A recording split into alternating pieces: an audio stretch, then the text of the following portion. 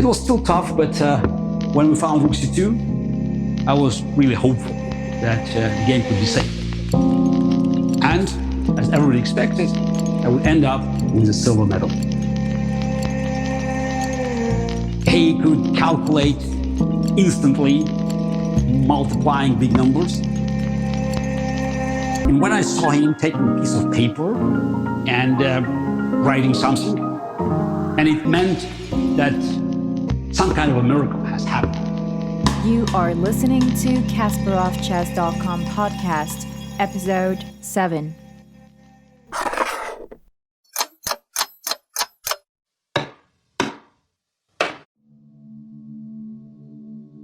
In January 1976, I traveled from Baku to Tbilisi, the capital of neighboring Republic of Georgia, to participate in the Soviet Junior Championship under 18. It was my second championship, and after finishing 7th a year early in Vilnius and narrowly missing a medal after a terrible blunder in the last round, I was eager to improve my result. Though the dream of winning the title at age 12 seemed to be far-fetched. I was still the youngest player in the field, but I had no doubt that my elder opponents would take me seriously, since I've already gained notoriety in the old Soviet chess arena.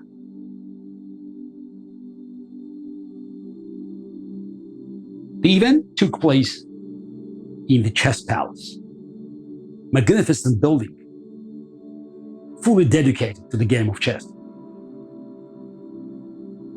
And it was not surprising, because chess was immensely popular in the Republic of Georgia. The legendary Nona Gaprinashvili was women world champion since 1962.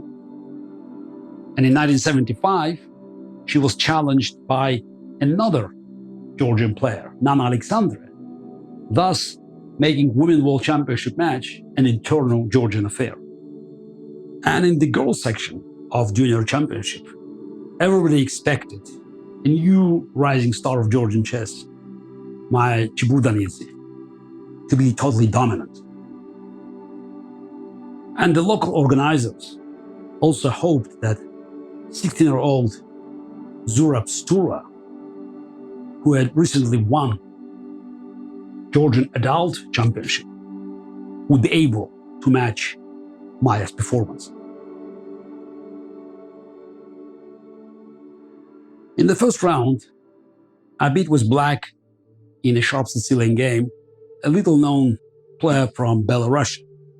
But it was an important psychological victory, because the same player defeated me in the first round of Spartak Junior Championship in July 1975. And after winning a very tense, complicated game in round 2, in round 3, I faced Rafik Abdurrahmanov, another student from Botvinnik School, who had been playing in Tbilisi's stellar tournament up to the last round.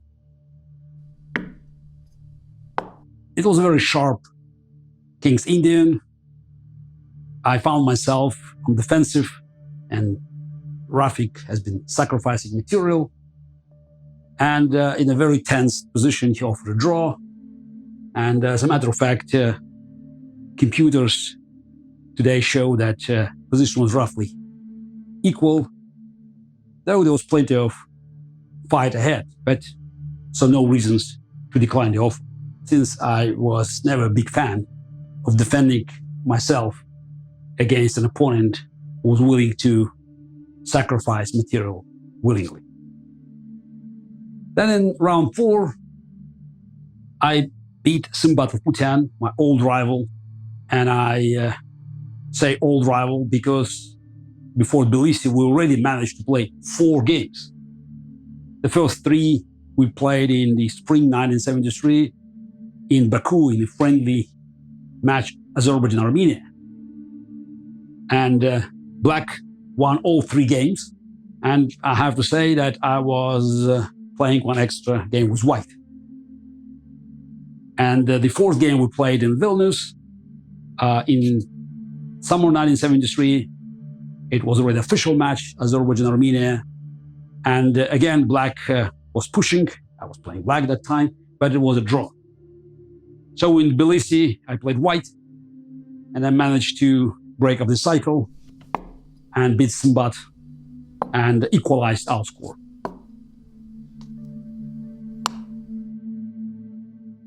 In round 5, I faced Leonid Dasin, another future grandmaster, and a player who I faced a few months earlier in Spartak Championship in summer 1975.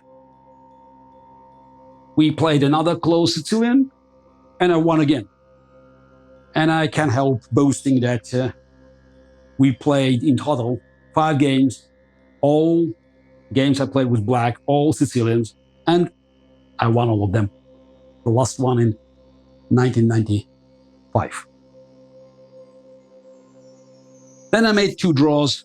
One of them was with Zurab Stura, and I have to say that I was under serious pressure. There where I played white. But I managed to escape. It was a draw. And in round 8, I played Leonid Yurtayev. And it was a very important victory.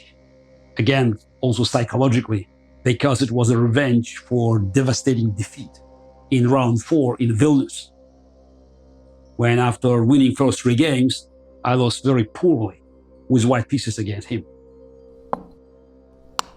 The game was tough.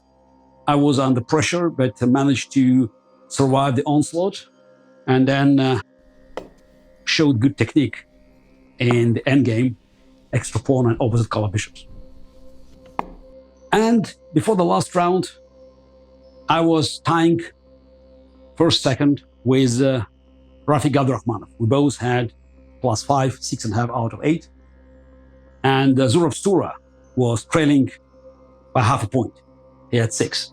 And there was a group of other players with 5.5. In the last round, Stura had to face Abdurrahmanov, and he had white pieces. And it was clear that Rafik would have a tough time,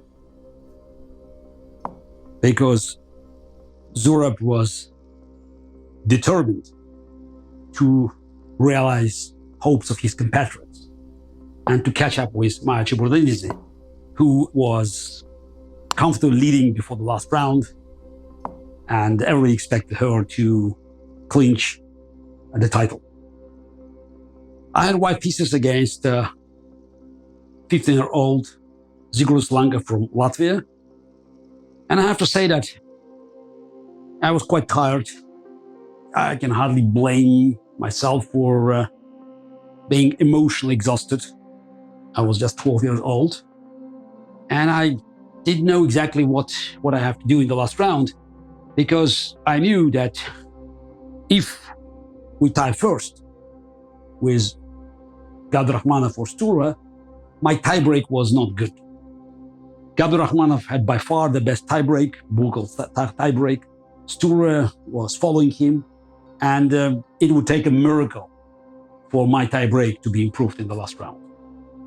So to win the title, I had to win the last game, hoping that Stura would not lose to Abdurrahmanov.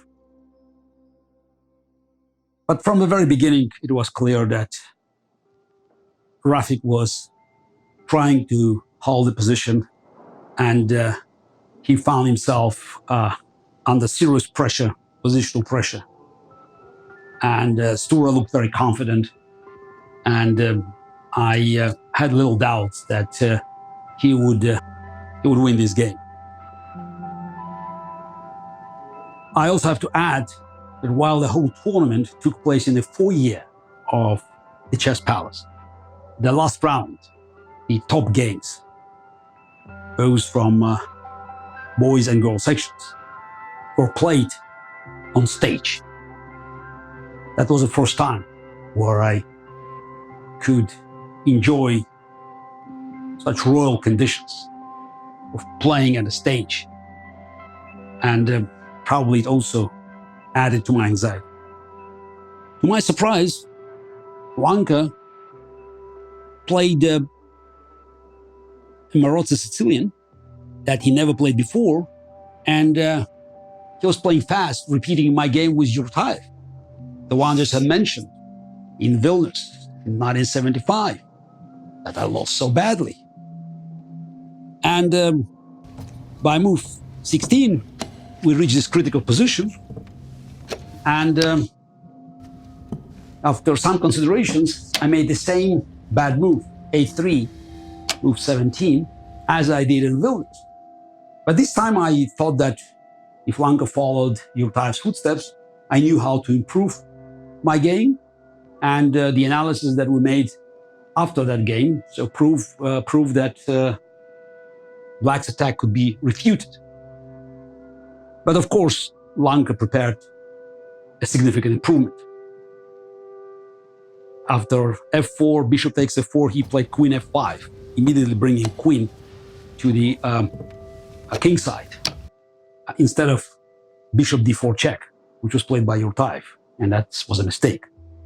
Computers even show that queen h5 was even stronger, giving Black a very serious initiative. And it's not surprising, because all Black pieces except rook on a8 are in the game, and they are attacking White's king on g1. You look at the position, it's the queen appears on h5 or f5, bishop from b7, then bishop from g7, knight on e6, and of course rook on g8. That is just looking at g2, and that makes the life of White's king very uncomfortable, because the white pieces are not well located to defend their king against enemy's attack. For many years, I thought that instead of a3, I had to play knight d5. That offered White a slightly better endgame. And it was even recommended in my book, Kasparov on Kasparov. And only recently, checking this position with more powerful chess engines, I found, actually it was found by computer, I just looked at the screen and discovered that instead of a3 or knight d5, White could have played c5, sacrificing the pawn but cutting Black's queen from the king side. And after bc5, a quiet move king h1, preparing bishop c4. And despite the fact that Black has an extra pawn, everything is changing.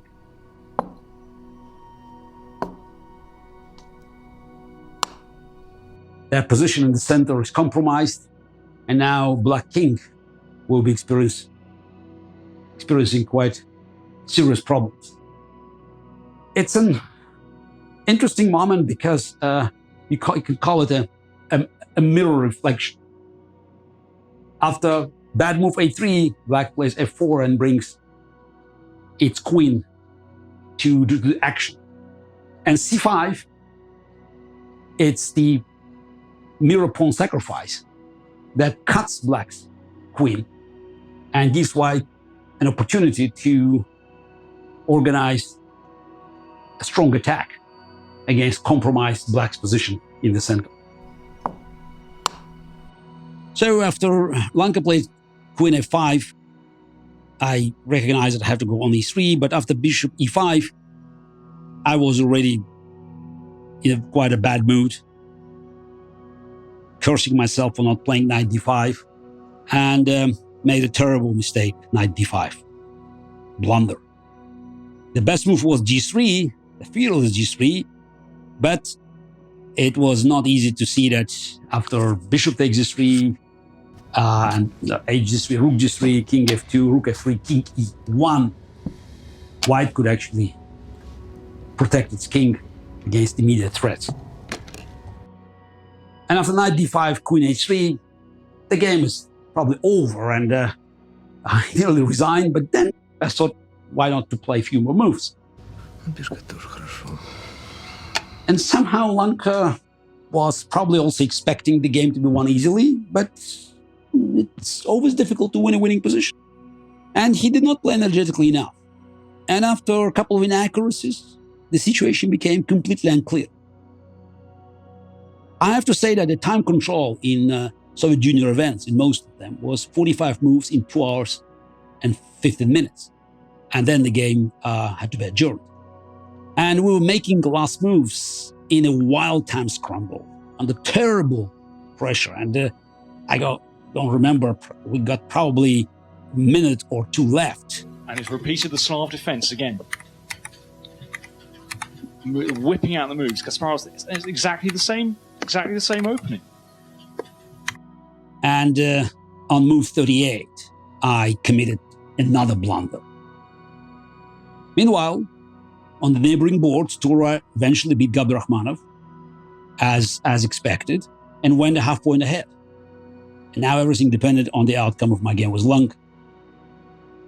But I guess the local organizers, they're already celebrating Zurab's gold medal, and Maya, of course, already fixed her victory by winning the last game and scoring an impressive 8 out of 9.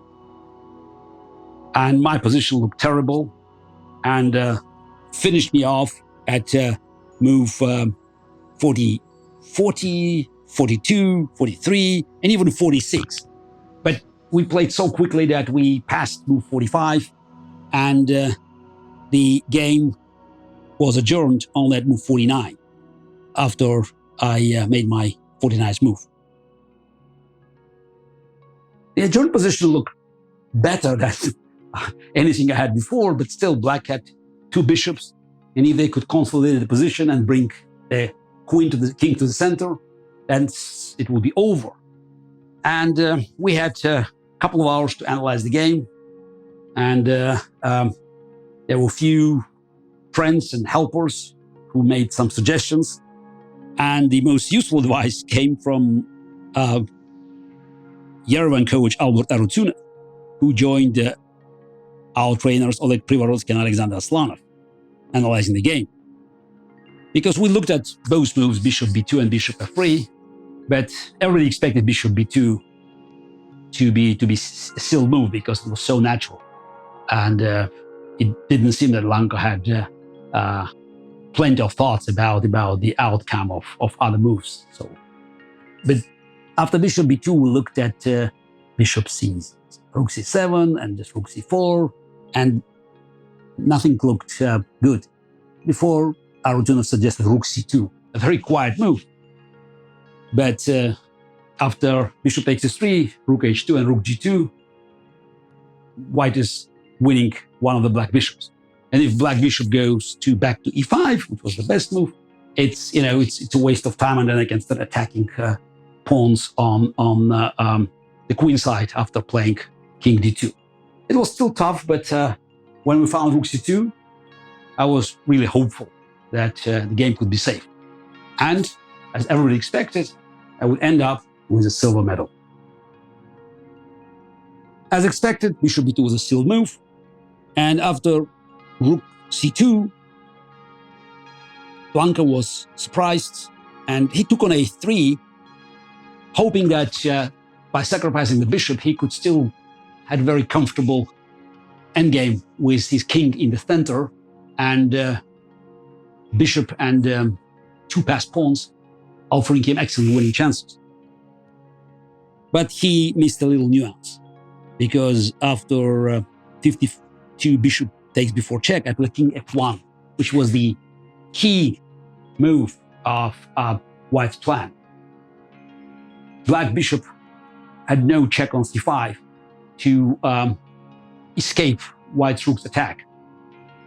And thus, my rook could actually take a bishop on g4, but also appear on e4, cutting black king on f5. And without king appearing in the center on e5, black couldn't utilize the 2 passed pawns on the queen side. After I played rook e4 at move 55, Lanka thought for a long time. I guess he already recognized that he missed the win, and maybe he was thinking about his chances that he missed before the adjournment. But while he was thinking, and I was sitting in my chair at stage, I looked around and I saw strange commotion in the group of our delegation, where Alexander Aslanov was visibly anxious. And I almost immediately grasped what was happening, because Aslanov had a phenomenal memory. He could memorize dozens of words and then repeat them in any order. He could calculate instantly, multiplying big numbers. And when I saw him taking a piece of paper and writing something,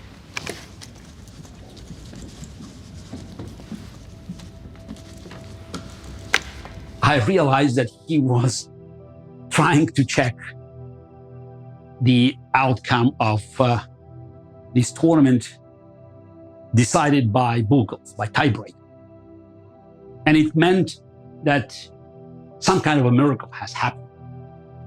And I was probably ahead of Stura.